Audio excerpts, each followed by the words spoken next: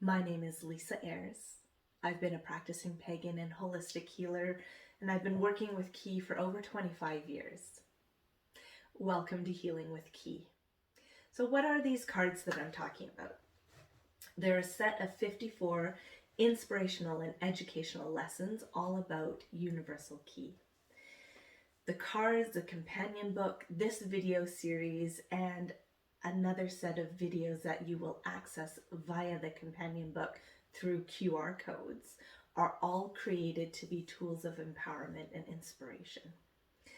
They're designed not only to shed light on the issues that need your attention and you need guidance for, but to help you to connect with the correct vibe to balance these imbalances that are causing whatever it is you're asking about to be an issue. The cards introduce an exercise or a meditation or a ritual or some different way to connect to a vibration that will take you out of where you are and move you into where you need to be. So if you follow along from the beginning all the way through chronologically, you will experience a year and a day journey, a connection to many different cycles of the moon, cycles of the wheel of the year, the 8 Sabbats, cycles of the chakras, your own personal cycles, cycles of the seasons. But this video is part of a mini series within that larger project that discusses the wheel of the year. So if you're interested particularly in that, I'll put a connection, a little card up there, and you'll be able to find that playlist there. This series began in February, this mini series about the 8 Sabbats, or the Wheel of the Year, began in February with Imbolc, which is all about new beginnings, the quickening of the earth, and initiations, a perfect way to start a series.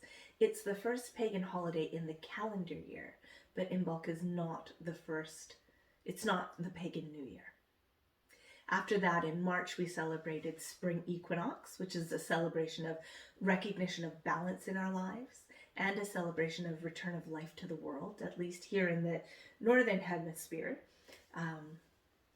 In March, down south, they are celebrating the Fall Equinox, so different energies down there. And if you're enjoying this series about working with Ki throughout the Wheel of the Year, please don't forget to like and subscribe to my channel and share with your friends.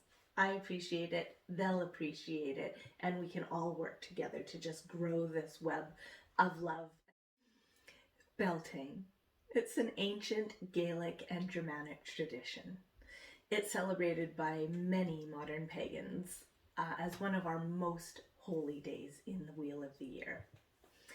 Beltaine is a celebration of the beginning of summer and of the fertility of the earth and all of its beings, including us humans.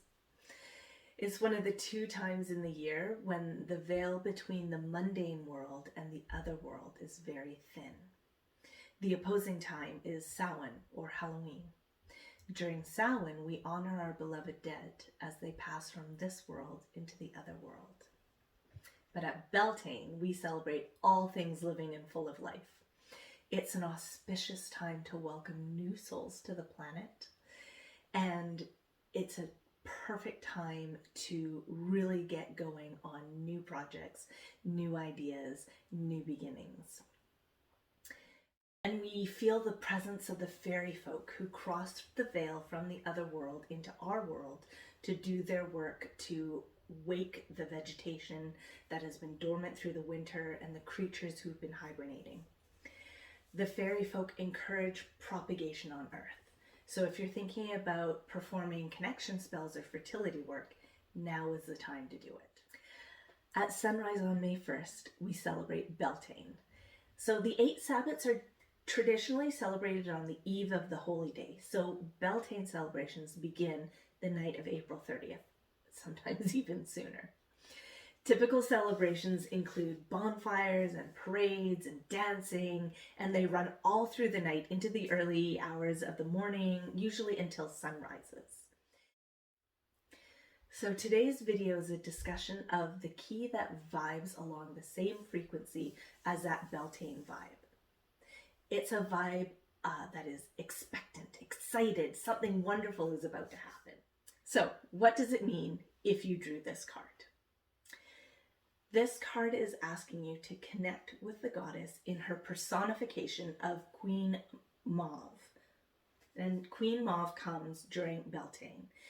Mauve is fierce and beautiful. She's the queen of the fairies. She rides forth from the other world to teach us how to travel through the veil between worlds. It's all about the intellect, the third eye, the consciousness, becoming aware of the subconsciousness and then aware of the superconsciousness. This is once we open our minds to our subconscious, we can then open our minds to the superconscious, which is the universal consciousness. It helps us become one. Once we waken this understanding and we open this gateway, it results in a flood of creativity, passion, productivity. So now is the time for you to become aware of the world, making connections all around you, to feel the vibrations that drive the web of life on the planet, to notice that magical love all around you. And remember, it's always there, even when you're not noticing it. There's always little tendrils going out, pulling things together and making connections and allowing you, if you pull on the right string, to bring the right energies into your life. So open your mind and your heart to creativity and passion. Beltaine represents a time to bless our work, to breathe creativity and life into our projects, to fan the flames of passion and in everything that we do, not just what we're working on, but everything that we do. So if you've pulled this card, it's asking you to ramp up your efforts on a project. Really start pushing to get things that you're asking for, pushing them off the ground, getting them solidly on their way. And ask yourself and your guides, your higher self, your soul, your patron god and goddess, what do I really need to do to bring this issue to life? What do I need to do to bring this issue to life? And then I want you to just clear your mind. Don't have any preconceived notions. Don't try to answer the question yourself. Head out to your garden or do some painting or do some artwork. Clear your mind and just do some different work. While you're tending your garden, meditate on the issue that you're trying to understand. When we meditate, we're not guiding this process. We're simply opening our mind to become the conscious observer. So when you're working in your garden or you're painting or you're doing your art or you're doing your craft, this work is going to clear your mind, stop you from overthinking the issue, and get you into the right frame of mind to open up to inspiration, to open up to synchronicities, to open up to possibilities. And if you're working in your garden, it might just encourage the fairy folk who live in your garden to intervene on your behalf. So think about leaving some milk and honey out to sweeten the request. Remember that a quiet mind can hear the universe's whispers. That's the key. The card is also asking you to express your love, creativity, and passion. So find ways of bringing that into your life. Bring some freshly gathered flowers from your garden into your home to celebrate the life that you're breathing into your goals. Send some of those flowers to someone you love. Expressing love releases endorphins. It reduces stress and it opens our creative pathways. Write a poem. Write a poem about your passions or your desires. Spells that rhyme are more effective. So think about writing a poem. A poem can become a spell. Beltaine bonfires. Traditionally, Beltaine blessings involve fire and the resultant ashes. So often there are two bonfires. Sometimes we'll drive livestock through for fertility. Sometimes people will run through as a couple for fertility. Sometimes you hop the fire. There's all kinds of fun activities and spells and rituals out there related to fire at this time of year. So go outside when the sun sets, build an amazing bonfire, enjoy it, feel the passion and energy of the fire, have some fun, and when the ashes cool, collect some of them and bring them home to your altar. Then you're going to use those ashes to empower the spells that you're currently working. So you can incorporate them into manifestation rituals. You can add them to personal care products like body scrubs or hair washes, or foot scrubs. These are just ways of incorporating and thinking about and bringing more of that energy into your focus on moving this goal, this project forward. You can bring a little bit of spark into your world wherever you sprinkle those ashes. Maybe sprinkle those ashes, I don't know, under your chair at work if you're working on a money fertility or abundance spell. Think about the energy that you want to bring into your life. Step out of your comfort zone. Be willing and hopeful. This is the energy that comes with Beltaine. Let me share a story with you. As I was preparing for this video, I went to just a local garden shop. I was looking for the red and white flowers that you see here, ones that would work in my garden and ones that I could keep alive, and ones that were red and white for Beltaine. And as I was walking along through the sort of exotic section where there are plants that would never ever work in my garden, this plant literally dropped its buds on my feet. And as I bent down to see what had dropped on my foot, I saw many buds on the ground.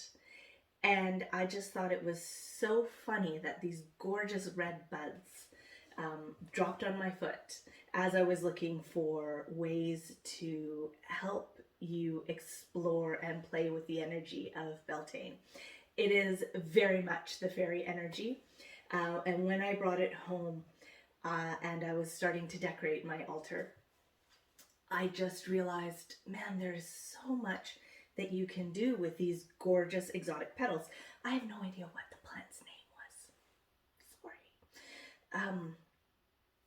But another thing that happened as I was preparing for this video is I needed white cloths. And we have these white doilies.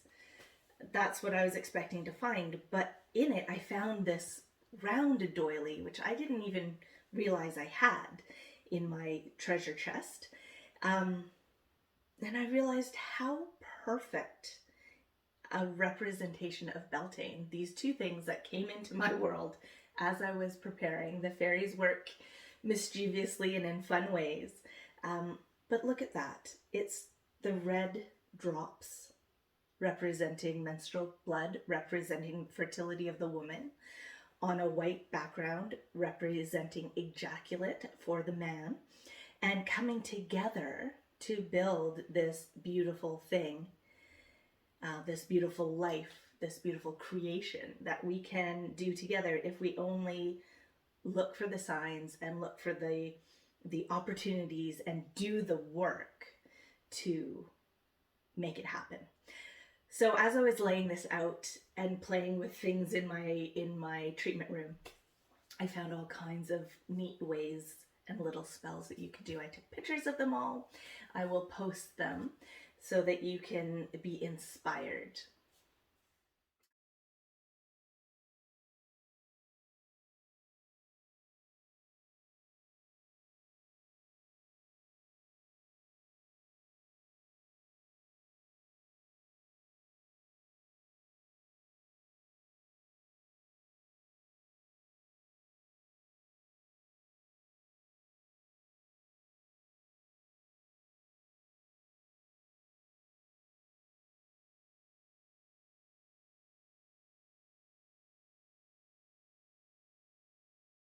one of the great things about Beltaine is it encourages you to step out of your comfort zone, to be that young maiden or a young buck out there, exploring the world and having fun, and still full of childhood excitement and hope and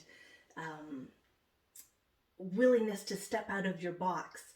And it's just full of that vibe and love, and it has encouraged me to step out of my own box and be like, hey, we can have fun with this.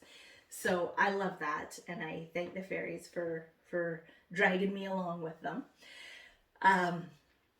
So here we are. That's my story of getting ready for this. I have been listening to a wonderful playlist on Spotify today as I get ready for doing this video, and it's fantastic. It's got all kinds of great songs about dancing around the fire and the goddess and the god and goddess, God and goddess coming together, and that feeling that we are all one, that the two energies come together at this point to create more, to create something new and different and exciting. I also wanted to talk about Lilith. Lilith has come into my life lately, and what I love about her is that she won't be held down by anyone. She is her own woman. She's strong, she's powerful, she's wild, she does what she wants. She wears her hair out. It's not covered by a veil. It's not tied back, as just an expression that she will not be held back. So today I wear my hair wild and loose in honor of Lilith, another representation of the goddess. All right, so you've got lots of ideas. I want to talk a little bit about honor and recognition. Always for the work that I do and those who have taught me to do this work. And Beltaine, for me, has been a hard one for me to connect with because, you know, I've got that Catholic guilt. And Beltaine is very much a free love, free spirit, step out of societal norms, allow yourself to be free, sexually, emotionally, passionately, all kinds of freedom that we often are taught to be guilty about. So for me, I spent a lot of years connecting with the energy that we might teach our younger pagans, our children, about. And Circle Round, Raising Children in Goddess Traditions by Starhawk, Diane Baker, and Anne Hill. I'll show a picture of the book. I reference this book for years, love it, use it for every single Sabbath. So check it out, especially if you have children. And again, please like and subscribe and share this video, because that's what gets the message out there, and that's what helps us all connect and build that web in our world. All right. Thank you so much for being here. Enjoy your Beltaine. Please go out and have fun with it, and bring that energy back into your life.